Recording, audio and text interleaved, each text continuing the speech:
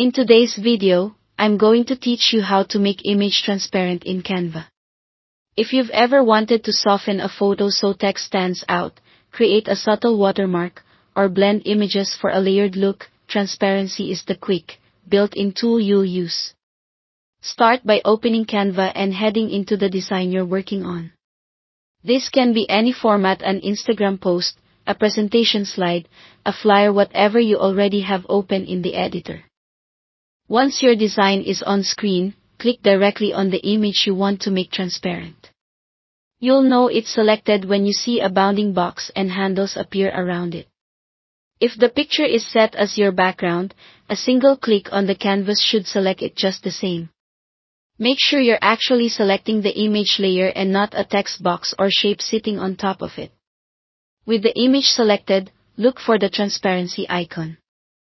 It looks like a small square with dots and appears in the toolbar at the top on larger screens, or along the bottom toolbar on mobile devices.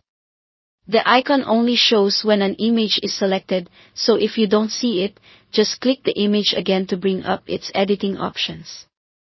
Click the transparency icon to open the slider. You'll see a percentage. 100 means fully solid, and 0 means completely invisible. Drag the slider to the left to lower the percentage and make the image more transparent. As you move it, you'll get a live preview right on your canvas, so you can fine-tune the exact look you want.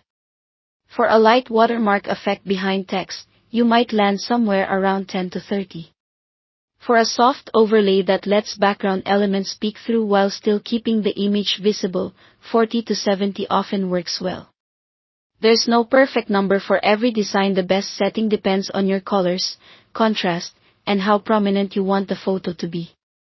If your background is dark, a lower transparency might still read clearly.